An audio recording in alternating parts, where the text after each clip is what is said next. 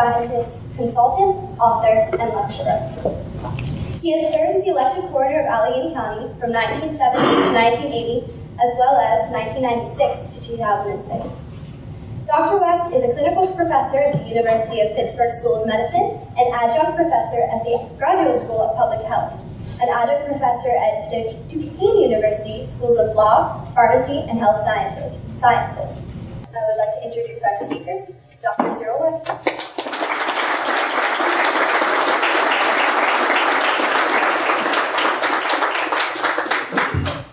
It's been impossible to pick up a newspaper, 3 national newspapers every day, New York Times, New York Times, USA Today, Wall Street Journal, and the Post-Gazette Tribune Review, and local papers. Television programs. I just did a couple of interviews this morning and one last night, and one tonight with Al Jazeera. That's interesting, by the way, and I don't say this in any egotistical way. It's not because it's me, it's because of the case. But I have had interviews from Brazil, Australia, England, Canada, Taiwan,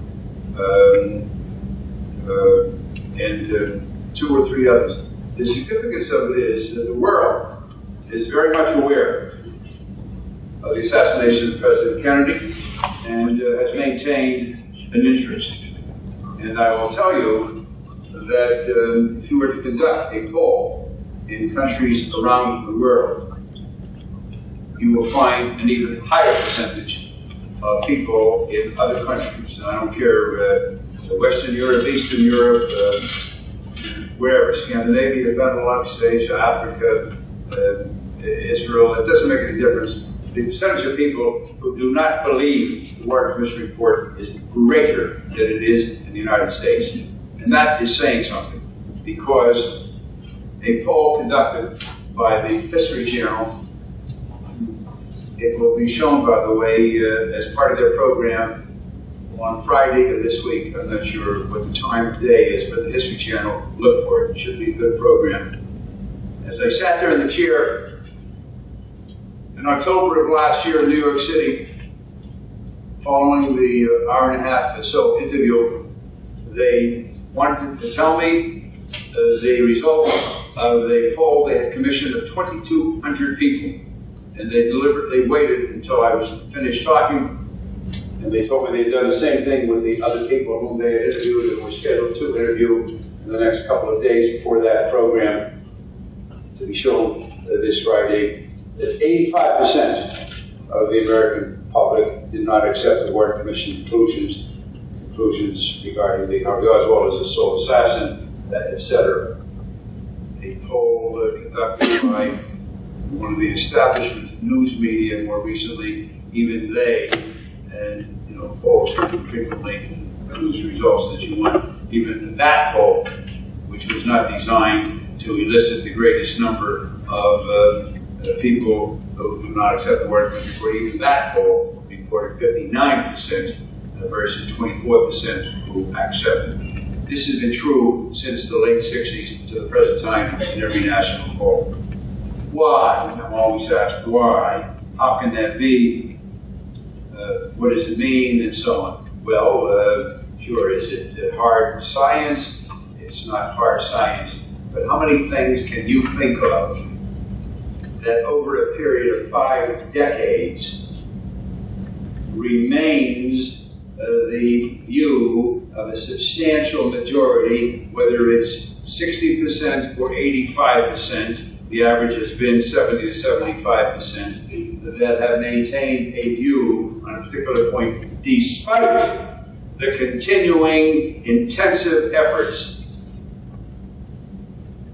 manifested and conducted in many ways, not just open in terms of presentations and arguments presented by their supporters and sycophantic, parasitic defenders, but in many ways of a surreptitious, clandestine, highly unethical, if indeed not illegal fashion. How many things can you think of?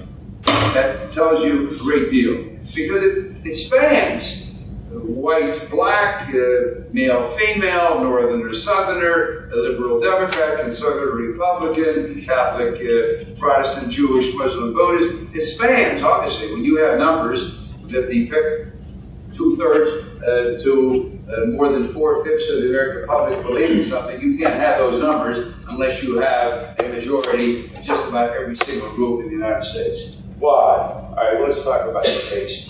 Maybe you'll understand better why. Let's start with the assassination. Let's start with the events leading up to it. First of all, you've got to know what it was like in Dallas. It was a city of political, vehement hatred. Adlai Stevenson, twice nominee for the presidency of the United States on the Democratic ticket, then our ambassador to the United Nations, had been physically jostled and spat upon and insulted on the streets of Dallas a short time before the president had arrived, a matter of a week or so. One of the oil billionaires had paid for it and had distributed tens of thousands of handbills with a picture of Kennedy and the caption beneath pointed to treason, the kind that you see on post office walls for the 10 most wanted criminals. The largest downtown newspaper had received payment for it and published a full-page ad with a black-ribbed border suggesting nothing less than an obituary notice attacking Kennedy in the most scurrilous language. The anti-Catholicism still permeated the South. By no means had it been dispelled or significantly diminished just because Kennedy had won in 1960. But the one point that I always make, and I always remind myself of, that depicts this vehement hatred more than anything, and we don't know the extent because these weren't being monitored like an election in some third world country with UN people posted all over. But I have over the years come to speak with many people who have written to me, called, talked, I've been in meetings and so on. I don't know what the extent was, but it was very, very extensive throughout the South. In elementary schools and high schools, when it was announced to kids that day in the South that the President of the United States, their country, had been killed, school children burst out into applause. Now, where does that come from? You know, the South Pacific song, you've got to be taught to hate, and that's what it is. Today, there are a lot of people who despise Obama. There are a lot of people who despise the Tea Party. I can't envision an American audience of a public nature bursting out into applause if you heard that Obama was killed or that Senators Rubio and Cruz and Paul had been assassinated on the other side of the political spectrum. But this is what existed. In order to understand history, you've got to know what took place. Just to read about an event, somebody discovered this, somebody invented that, or so on. What do you really know? You read about a particular battle. The great battles of Fort Duquesne and Fort Pitt with the Indians. To understand it, how do we treat the Native Americans? What was it all about? What went on in this country? This is as an example, okay? And this is why I stress this. You got to understand what was going on, what the feelings and the attitudes were.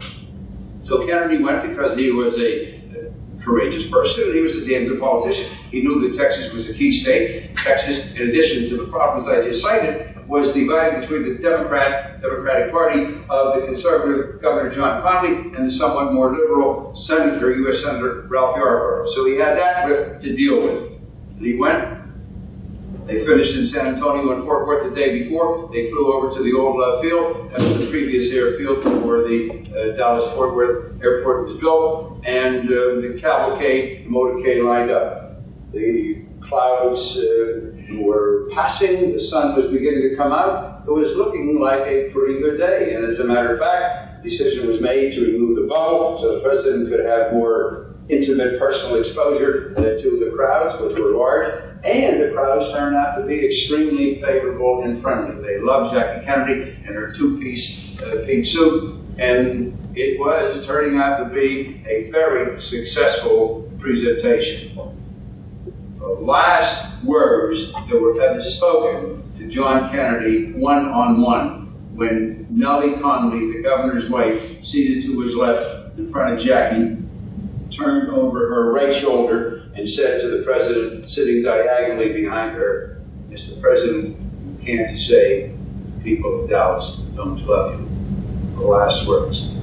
At 12:30 Central Time, 1:30 here, shots rang out. Kennedy is struck, his hands move up thusly. Many of you have seen this Zapruder film, I'm sure. Then John Connally is hit. Then you see this crimson burst as the president's head literally explodes, and the cars then rush off, arriving at Parkland Hospital 5 minutes away. A major trauma center, as it turned out. Some 18 physicians, specialists in all fields were there. They did what they could, but there was nothing that could be done to save the president. In fact, those were the exact words of Dr. Kim Clark, chief of neurosurgery, who was called in upon examining the head wounds and said, there's nothing that can be done to save this man. There then ensued an ugly situation. The local officials were there to assume jurisdiction of the body, which was legally theirs under the laws of Dallas and Texas. The feds, with hands on guns, profanity, physical threats, and even some physical jostling, pushed aside the medical examiner, Dr. Earl Rose, whom I knew. He was a colleague of mine. He was about a year or two older than I. He was already the chief medical examiner at Dallas. And they pushed him up against the wall, and you know who's going to prevail in that situation. They forced their way out with the body of the president. They went out to left field. Johnson was sworn in as president. Jackie Kennedy, in her blood-stained suit, came up from the rear of the plane, the coffin of her husband, and stood by him for those couple of minutes while he was sworn in by federal judge Cyril Wecht. And then she went back and remained at the tail of the plane with her husband's body. The plane took off and to Washington, D.C. Now, there are cases where the passage of time can be catastrophic in terms of trying to understand what happened in the case. And I'll give you two examples. Talk about those another time with your forensic science class. O.J. Simpson and John Benet Ramsey. Both cases screwed up badly because the medical examiner, forensic pathologist, forensic scientist were not called there, did not examine the body, did not determine the time of death, and other things.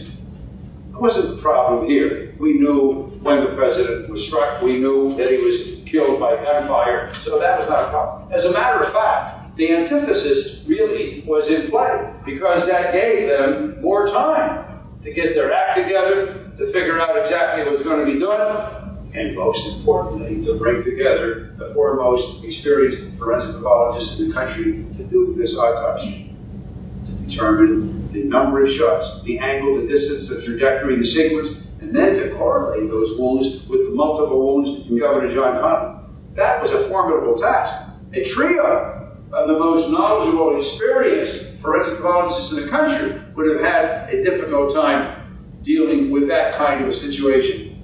So I want you to know, and especially if this is a microcosm of the American public, and 10, 15, 20% of you may still believe the War Commission report because it came from the government and so on. I want you to know what you start with. I want you to know what your burden is if you are a believer in the War Commission report. If Humes and Boswell, the two naval pathologists, career naval pathologists at Bethesda Naval Center where the autopsy was performed, had never done a single gunshot wound autopsy in their entire careers.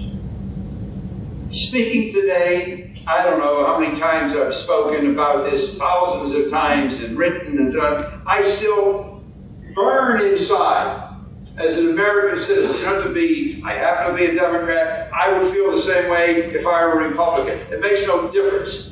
To think that in my country, in 1963, a president assassinated with these kinds of questions to be answered, to be dealt with, this kind of investigation to be undertaken, that the government had the audacity, the temerity, the indifference, the insensitivity, the stupidity to call in two people who had never done a gunshot wound autopsy in their entire careers. Absolutely incredible.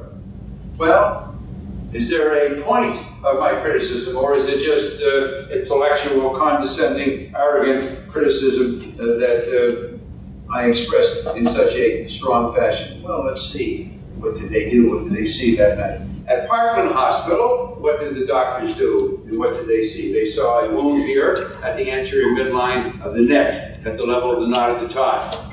And then they saw a big gaping defect on the right side of the head. The president was not further undressed, and that was it.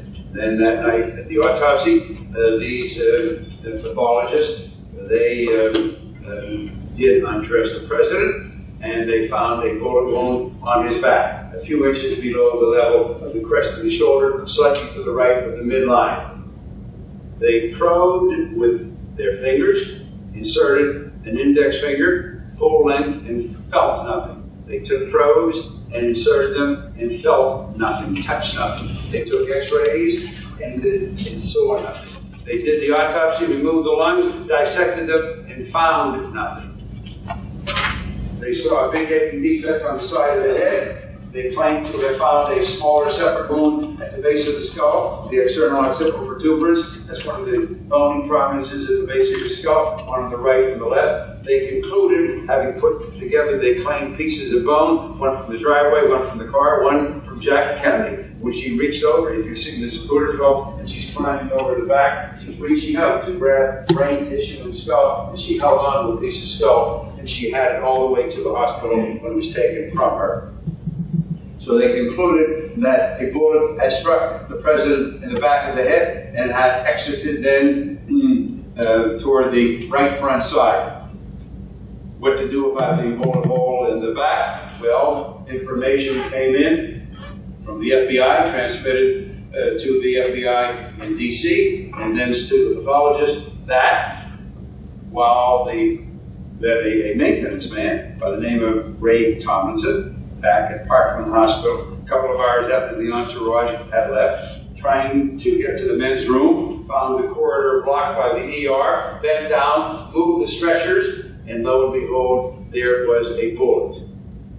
The information then transmitted to Humes and Boswell, and this was their conclusion, that when the president lay supine, hands up on his back, and the doctors applied pressure to the front of his chest for external cardiac massage, that pressure applied to the front of his chest had forced a bullet that they knew had gone deeply beyond the length of their finger back out through the same channel. Bullets do not do that. Bullets become encased, they become captured by swollen tissue, by hemorrhagic tissue. Not like going into the Fort Pit or Liberty Tunnels and you decide you're going the wrong way and you put the car in reverse and you back out. Bullets do not come out of wounds. When I talk about a bullet floating around in the sea of blood in the abdominal cavity, I'm talking about a bullet that is within tissues. Bullets do not move around. They remain there and you got to dig. I just did a couple homicides, suicide from Westmoreland County last week. Each of the two victims was shot 6 times. And it was a hell of a job to find all those bullets, to establish entrance and exit wounds, etc. So those were their conclusions. They submitted those reports to President Johnson and J. Edgar Hoover, director of the FBI that night, and they went home. The next morning, they called the doctors in Dallas, Dr. Perry, the head doctor, whom they had not spoken to. They had all that time to get everything in place on Friday while the plane was flying back and everything was being taken care of. They never spoke with the doctors at Dallas. And now they learned for the first time what? How about that bullet hole in the front of the neck? Did I tell you that they saw that when they did the autopsy? I want you to take a look at the person sitting next to you, right or left. Do you think you got to go to medical school for 4 years and do 5-6 years of pathology training to see a hole in somebody's neck? Well, how in the hell did they miss a hole in the neck? The doctors at Parkland have determined that the bullet that had ripped through the president's neck fortuitously had gone right through the trachea, the windpipe. When the brain has been significantly traumatized, or it can be from a massive, naturally occurring stroke, and the brain can't function, you've got to take over the things that the brain does. The brain controls your lungs and your heart and everything else. No matter how skilled the surgeons may be in dealing with wounds, no matter how wonderful they may be in undertaking their surgical procedures, if you don't do the job of the brain for the heart and lungs, the person's going to die. You've got to take out carbon dioxide, you've got to put in oxygen, you've got to suction out blood and mucus. So you do a tracheostomy. The doctor said, hey, we've got our X-ray already done. The bullet went through. The only problem was that the hole in the skin here in the anterior midline, the level line of the thigh, was too small to attach the cuff from the respirator machine. So they had to expand it. They didn't do it malevolently. They didn't do it to deceive or obfuscate. They did the right thing. These guys that did the autopsy, totally inexperienced, having failed to talk with the doctors in Dallas, never knew until the next morning they had missed a bullet hole in the front of the president's neck. Tell me, how would you handle that? You've done an autopsy on the President of the United States of America, dead as a result of gunshot wounds, and you have learned now, the next day, that you missed a bullet hole. What would you do? If you were in Asia, you would commit suicide. If you were in Europe, you'd resign. If you were in America, you just bullshit your way out of it. Okay? So they said now, as of the next day, that the bullet was not from Kennedy's back, that it was now from Kennedy's neck. The bullet went through 6 inches of soft tissue, saw the starched white collar, got frightened to death, and plopped down in the front of his clothing. And that was the bullet that Mr. Tomlinson had found. Okay? And by the way, if they had talked with the doctors in Dallas, they would have learned that no external cardiac massage was ever undertaken. Not that it would have made that kind of phenomenon a possibility, but no cardiac massage was ever applied. So now everything seems to be in place. We've got some real problems now. 2 chronometers fall into place. 2 temporal measuring entities of a separate nature to be correlated with each other. Abraham Zapruder, a women's clothing merchant in Dallas, bought an 8mm Bellhouse camera that day. He went to Dealey Plaza. He stood on the ledge called the pergola. The secretary braced his leg, and when the cars came down Main Street, turned right onto Houston, and then left slightly downward and diagonally on Elm Street, that's Dealey Plaza. That's when Zapruder started his picture taking. Except for the somewhat older, if we have any somewhat older faculty people here, you younger folks don't know what a film strip was like. You had a roll of film, and you put it into the inside of the camera. And you pulled out the film, you fit it into the sprockets, and then it moves in serpentine fashion, and then you close it up and you start your camera. That is the way cameras work. When you go to Kennywood Park, and you put in a coin, whatever it costs nowadays, to see an old Charlie Chaplin or Buster Keaton movie, and you turn your crank, you're seeing frame by frame, and you move fast, and you get a movie. That's what a movie is made of, individual frames. So the Bellhouse people and the FBI tested the camera separately and independently, and they agreed that 18.3 frames of that film strip moved through the camera per second. 18.3 frames. You know what that means? You take the little pictures, 8mm, you blow them up 11 by 15, which I had the opportunity to do in December of 1975 as a consultant to Life magazine with my colleague Dr. Josiah Thompson, in a room bigger than this, and they're laid out in serpentine fashion as you move around, and these X-ray view boxes turned upward. You study the shooting, the assassination of John Kennedy, and the wounding of Governor Connolly at 1/18-second intervals. There's not a word you can utter, a movement you can make, a thought you can entertain 18 times in 1 second. Just think, you can study this murder at 1/18-second intervals to see the movement, the position, the juxtaposition, the relative relationships of these men and their wives. The other chronometer was, of course, the alleged murder weapon, a Mannlicher Carcano. This is a bolt-action, non-automatic carbine considered by every long gun expert I've ever spoken to as the most inferior weapon of its genre developed anywhere in the world. It is a joke among long gun experts. Absolutely piece of junk. The sight tube on this particular Manfrotto was not even aligned. You have to shoot, unload, reload. So the government got the best marksman they could find from the FBI and from the law enforcement agencies to see how long does it take from shot to shot. Without allowing time for repositioning and re-aiming and a moving target, how long does it take? Shoot again, 2.3 seconds. Now we come back to the Zapruder film. The Zapruder film clearly shows that John Connally struck 1.5 seconds after Kennedy has been hit the first time. Now, I wasn't there. Can you imagine the consternation? Can you imagine this incredible dilemma? Can you imagine what they were dealing with? Lee Harvey Oswald is dead. The reports have been submitted. The President and Hoover, they've announced to the world that Oswald is all by himself. Nobody else is involved. He's a single shooter. Nobody knew anything going in, coming out, or during the execution of this assassination. Well, how do you deal with this? Oswald had flunked his marksmanship test the first time in the U.S. Marines, got a barely passing score the second time around. How do you deal with this?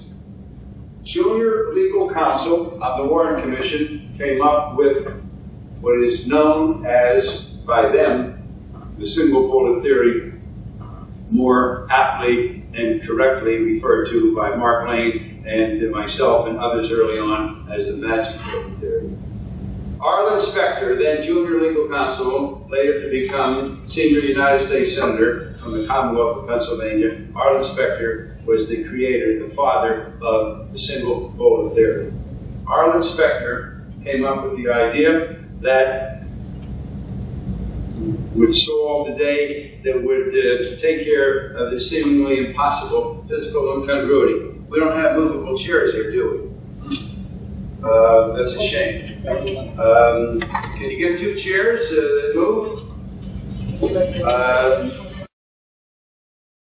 The way they're sitting, and they're looking at the crowd, and they're waving, and the governor's got this white Stetson. It's a pretty nice hat, sir, and he's looking at the crowd. Okay. There, 6'4", southeast corner, Texas School Book Depository building is Lee Harvey Oswald. Up there, he shoots. The bullet comes down and hits Kennedy a few inches below the crest of the shoulder, slightly to the right of the midline. For openers, under the single bullet theory, that bullet has an upward trajectory of 11.5 degrees. That's for openers. A bullet that's moving from up downward, from right to left, from back to front, hits here and exits here. How do my colleagues account for that? Well, they say, what if the president were bent over? He forgot to tie his shoelace, he's scratching his groin, you know. Well, don't take my word for it. Look at the Zapruder film. Kennedy was not doing that. He was looking at the crowd. He was enjoying himself, okay? So the bullet comes out. It's moving. It's not struck any bone. Possibly touched the vertebrae slightly. No deviation. Comes out. And the bullet is coming down back to front, right to left, up, downward. Now, if the bullet struck Connally over here, grazed his left shoulder, I probably wouldn't be talking to you today. What did the bullet do? The bullet came out, moving thusly, turns in midair, comes back about 20 inches, and slams into the governor behind the right armpit. In medical language, right posterior axillary area, which simply means behind the armpit. Hits him here. Okay? It now proceeds at a downward angle of 27 degrees, exits from below the level of the nipple, pierces first the right lung, destroys 5 inches of the right fifth rib anteriorly, comes out, it's moving downward, it swings up and around, slams into the governor's wrist, produces a comminuted fracture of the distal radius, one of the two long bones from the elbow to the wrist. Remember, Conley is 6'4", big bone Texan, not one of the young ladies here weighing 110, 15 pounds. It comes out then from the front of the wrist, and now is moving at a downward angle of 45 degrees into his left thigh, goes down several inches, hits the femur, works its way back out into his clothing onto the stretcher, and as of April 1964, with the Warren Commission report, Single Bullet Theory, Commission Exhibit 399, the stretcher bullet, the hero of the single bullet theory, that bullet is now from John Conley's left thigh. It's recapitulated. Friday night, the autopsy, the stretcher bullet is from Kennedy's back. Saturday morning, the stretcher bullet is from Kennedy's neck. 5-6 months later, under the single bullet theory, the stretcher bullet is from Conley's left thigh. Whatever you want, that bullet happily and readily obliges you. Thank you, Governor. Thank you, Mr. President. I'm going to tell you about the single bullet theory. In addition to this cockamamie trajectory, this bullet, as I've told you, destroyed 5 inches of the rib. The radius, if you know your anatomy, look at his skeleton, I'm sure you have a skeleton somewhere in the building for one of your classes, you'll see that the radius broadens as it comes down and meets the 8 small bones of the wrist. It broadens. So it produces a comminuted, which means a shattered, fragmented, fractured, that bone emerges pristine. Commission Exhibit 399 is essentially a pristine bullet. The nose, the cone, completely intact. The only deformity is at the base from the impact of the firing mechanism. The weight of the bullet, store-bought condition, 161 grains. The bullet as found, the stretcher bullet, Commission Exhibit 399, 158.6 grains. 2.4 grains is exactly 1.5%. And yet there were pieces of the bullet in Kennedy's chest, Conley's wrist, Conley's thigh, most of which were taken to the grave with Conley, and we're told that all of those fragments together only quantitated to 1.5% of the total mass weight of the bullet in its original condition. And that is totally absurd. How do the Warren Commission defenders deal with this? So I saw a program just this past week with some criminalists. I happen to know them, father and son, and so on. It was very interesting for this particular program. They shot that same kind of ammunition. They shot it through pine wood. They shot it through gelatin. They shot it through Neutrogena soap. Very interesting. Guess what? The word bone was never mentioned. Nobody shot through bone. I have a slide. I got to blow that thing up and carry it with me. If I were told, for whatever reason, that I had to give up every single thing that I own pertaining to the JFK assassination, every book, every article, every letter, every memorandum, I mean every single thing without exception, and I could keep one thing, not a category, not a collection, but one single thing, it would be something that I didn't create. It's from the government.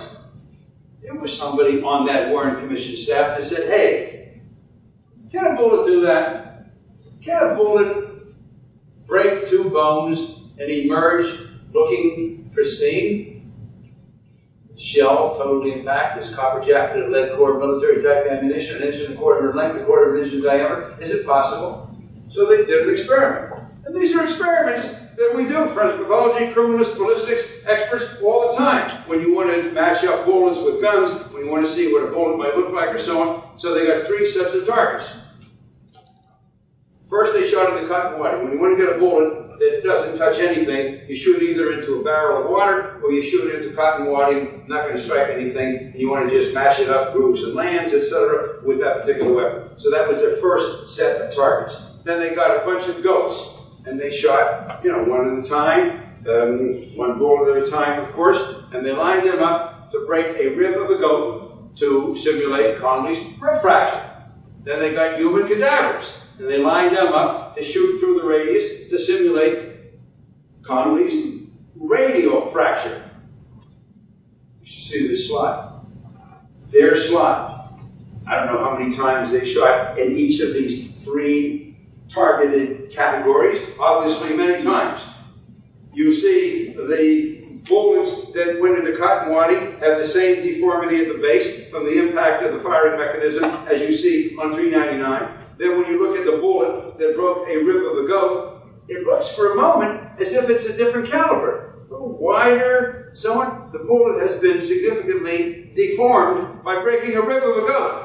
And then you look at the bullet that went through a radius of a human cadaver as the typical mushrooming, peeling back appearance that we see when bullets strike bones, which I've seen thousands of times, most recently last week.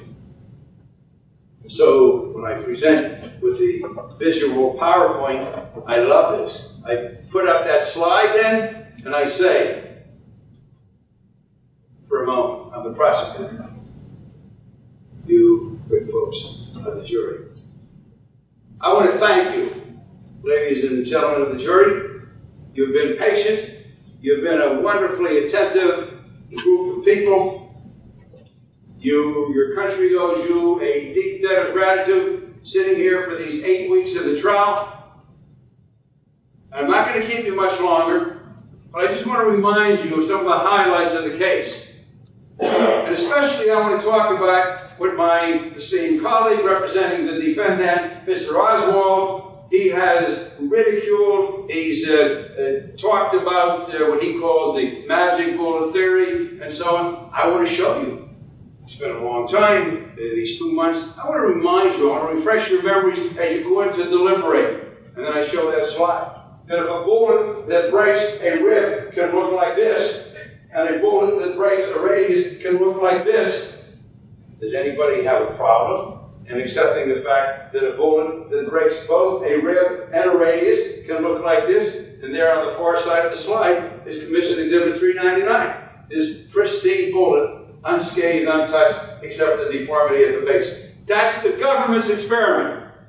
You haven't seen this, and you won't see it on any of the presentations that try to defend and support and explain and rationalize the Warren Griffith report. Their experiments, not mine. Their slide. An experiment that was repeated by a couple of other people, professor of pathology, University of Kansas, a group in Texas. I was involved in that, not in the actual shooting, evaluating the results and so on. That is the single bullet theory. Throw on top of the absurd trajectory that I have demonstrated, throw on top of the condition of the bullet and the weight of the bullet, other things. John Connolly, from the time that he held his first news conference as a patient still in the hospital, and his wife by his side separately, insisted to the days of their respective deaths, there was no question in their minds that the governor was struck by a separate bullet. Marksmanship test, the timing of the Manicure Carcano that we talked about. Let's relate that to the head wound. On October 17th, 18th, and 19th, exactly 1 month ago, we had a fantastic 3-day conference at Duquesne University, an international conference, the biggest, the best JFK conference anywhere in the country. It was just tremendous. We had 2 or 3 dozen presentations by erudite and scholarly people, board-certified medical specialists, experienced criminal trial attorneys, criminal investigators, journalistic investigators, Jefferson Morley, Washington Post for 15 years, recognized book authors, David Talbot, founder of Ceylon, and author of the book The Brothers on John and Bobby Kennedy, these kinds of presentations. Oliver Stone was here for 2 days. He was a member of the panel, one of the panels that we conducted on Thursday evening in conjunction with co-sponsorship with the Heinz History Center was entitled how would the news media handle the assassination of President Kennedy if it were to occur today? And maybe we'll have a couple of minutes to talk about that, but I want to stick with the headline for a moment. In that program, we had an hour presentation, live TV. Dr. Robert McClellan, one of the chief surgeons at Parkland Hospital, this 82-year-old gentleman, calmly, coherently, lucidly, and hesitatingly set forth his thoughts, his findings, his observations. As it turned out, with Kennedy lying there and the doctors working on the tracheostomy, Dr. McClellan was there holding a retractor just on the right side of the president's head where the wound was. Dr. McClellan stated, he was there 8 to 10 minutes holding that retractor, 18 inches away at the most from that head wound. This doctor, who had examined and treated and dealt with hundreds, if not thousands, of gunshot wounds over those years at Parkland Hospital, Dr. McClellan stated unequivocally that that was a gunshot wound that had been inflicted with a shot fired from the right front.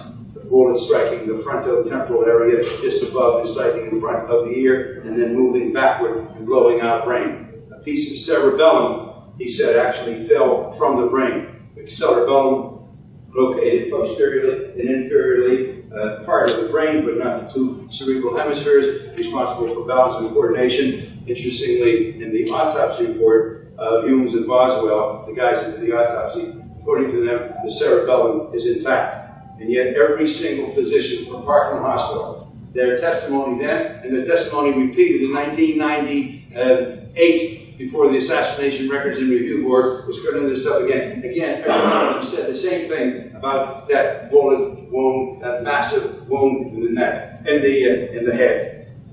As far as the neck wound is concerned, that's interesting too. Dr. Perry, the chief surgeon, he insisted to the day of his death that that was a bullet wound of entrance. It was circular, it was symmetrical, it had inward cratering to some extent, and about a centimeter or so in diameter. That's another interesting aspect of the case. When you put this all together, and then you deal further with highly sophisticated photographic analyses, acoustical analyses of the shots fired, etc., before you even get to the investigative aspects, who was Oswald, what was going on, and so on, just from a forensic scientific standpoint. From the single bullet theory to begin with, you see that you've got two shooters. You see, this is the problem. I believe, I can't prove this. I'm not going to go around, and even if I took the time, how could I do this, to sit down with a select bunch of people, and how would they necessarily be representative? I am convinced in my heart and mind that a big percentage of that minority who believe in the Warren Commission, they're uncomfortable as hell knowing what they have to deal with, knowing what the superficiality of the investigation, including the Warren Commission's failure to obtain all the documents, to interrogate all the key witnesses. An example for the Warren Commission, they concluded officially that Jack Ruby had just come down in a very coincidental fashion the back ramp of the Dallas Public Safety Building. Lee Harvey Oswald was being left. That Jack Ruby had just wired money to a former stripper across the street, and lo and behold, when he came out, there's the ramp. And any of you who have been in Dallas that day sightseeing, you too could have walked right down and you could have seen the murderer of the president as he is being led away. And that's the official conclusion of the Warren Commission. It is now an accepted fact by everybody. It's a matter of record that Jack Ruby was led into the basement of the Dallas, the Texas Public Safety Building by a high-ranking police official. Jack Ruby was mafia from the age of 17 in Chicago. Jack Ruby was a nightclub operator, a restaurateur, a pimp, a hustler, a gun smuggler. He was a police informant. He was an FBI informant. Damon Runyon on LSD could not have created the character of Jack Ruby. But I just give that to you to show you how the Warren Commission dealt with things. The Warren Commission.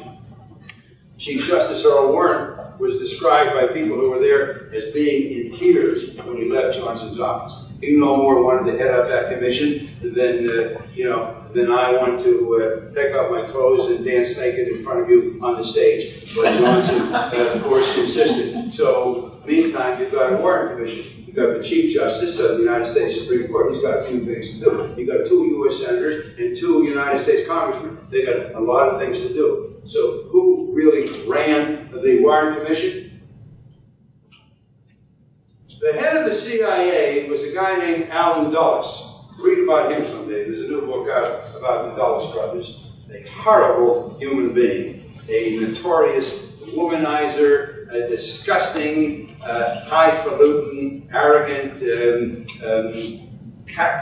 classical New England wasp trying to look down on everybody, Catholics, Jews, blacks, everybody except his crowd was a second-class citizen. Allen Dulles was the head of the CIA.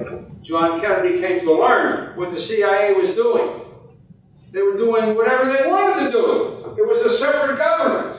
They were overthrowing governments either by political machinations, military coups, or just assassinating people. Mossadegh in Iran, we probably won't have that situation today, but I don't want to digress there. Mossadegh in Iran, Arbenz in Guatemala, Allende in Chile, the Diem brothers in Vietnam, the continuing efforts to assassinate Castro, exploding cigars, poison drinks, and so on. The Bay of Pigs fiasco, Kennedy was inflamed, he was incensed, and there was a scene. Then Majority Leader Senator Mike Mansfield, Democratic Party from Montana, in the Oval Room with the President, and the President took a piece of paper, it was a memo, I guess, of some kind, tore it up into pieces, threw it into the air, and said, "This is what I intend to do to the CIA. This is what was going on." He fired Allen Dulles. He fired him. So who's appointed to the Warren Commission? Allen Dulles. That makes sense, right? Ask your younger brothers and sisters, 10th grade, those of you who are parents, your 10-year-old kid, just give them an anonymous type of situation and ask them whether they think it would make sense to put that person onto the commission that's going to investigate the death of somebody. This is what went on. Who ran the commission? The Chief Justice and the senators and the congressmen, their attendance rate was about 35 to 40%. They were busy. Allen Dulles ran the commission. He determined what would be requested of the CIA, and he determined what the CIA would give. Allen Dulles ran the commission. The man who had been bounced from the CIA directorship by President Kennedy. And on it goes. We don't have time to get into all the stuff about Oswald. This is the background. And let me just tell you this. And you know this, you probably haven't thought about it because you're not involved directly, but just think back in cases, some of which are still going on, but when you've had a case of a political assassination or a mysterious death or controversial death of some prominent person, not necessarily a politician, think of how long it takes before you get the final word. I can tell you that I am besieged by news media every time there's a death. Michael Jackson, or this one or that one. Gee, how long does it take? Why do we have to wait 2-3 months and so on? I explained to them why they're waiting. They're not waiting for tests. That's a lot of poppycock. DNA testing now is done in 3 days. Toxicology testing is done in a couple days or 3 or 4 days. The most esoteric test. These things are all done. It's taking that long because they're checking out every single thing. It involves drugs, every pharmacist, every doctor, every person, every friend. If it involves guns, in this case, the assassination of the president in daylight in Dallas, and in 3 days, and Oswald is conveniently dead now, of course, in 3 days, Hoover is announcing to the world that the case is all over. He has determined in 3 days, and that includes the Saturday, Sunday weekend, by the way, that nobody else is involved. He has ruled out everybody. Well, I'll agree with him to a point. They did rule out the Russians and the Cubans and the Chinese damn fast. Nobody wanted to start seeing nuclear bombs dropped around the world, which is, of course, what would have happened. They did rule them out. You bet your life they ruled them out. And having ruled them out, they then were left with the inevitable conclusion. There was a wonderful comic strip character I love so much, a possum. His name was Pogo. There was a great line in one strip, "We have met the enemy, and he is us." And that's what they were confronted with. We have met the enemy, and he is us. John Kennedy was going to be reelected for sure. What the military-industrial CIA complex was looking at was 5 more years of John Kennedy. Most likely, every political pundit would have given odds that Bobby Kennedy was going to follow 8 more years. This wasn't the ball game. Wait till we get up in the ninth inning. Wait till the second half of the football game. Wait till the third period of the hockey game. 13 years is a lifetime in the political evolution of a country. 13 years.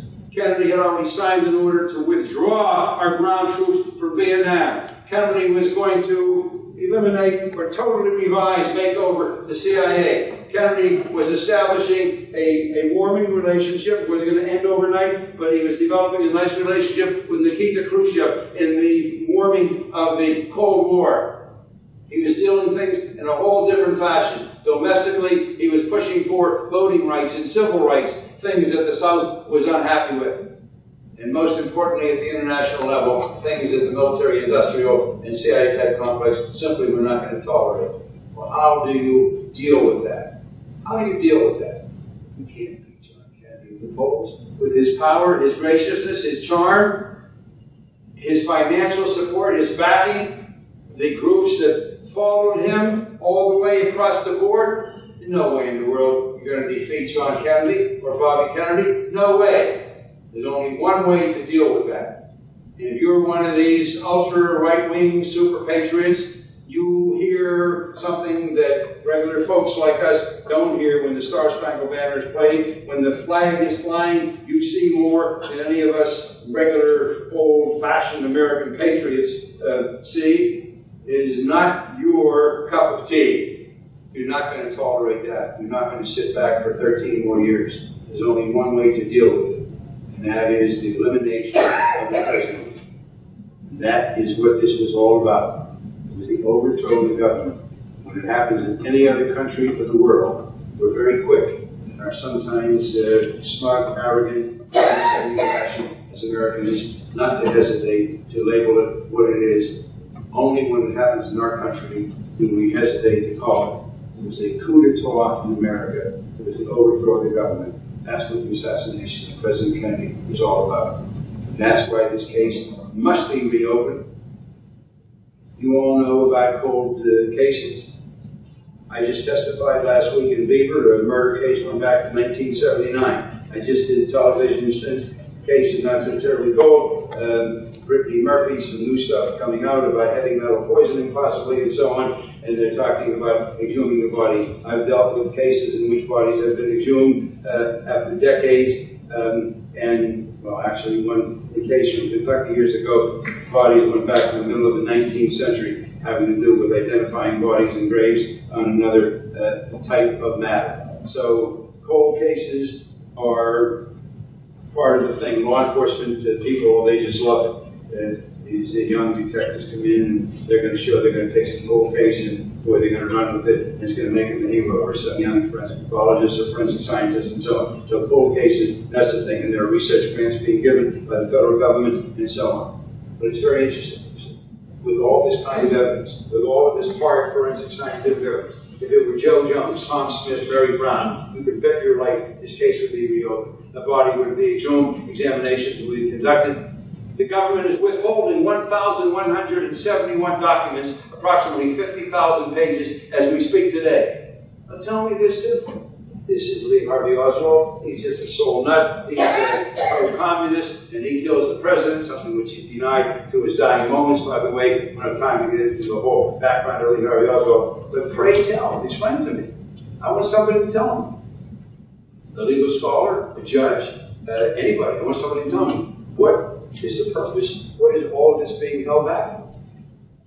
It took me years to get into 1972. As the first non-government supported forensic pathologist to see the autopsy materials, when I pointed out that the president's brain was missing and remains missing 41 years later, along with several photographs and x-rays and microscopic tissue slides that we use to differentiate microscopically between entrance and exit.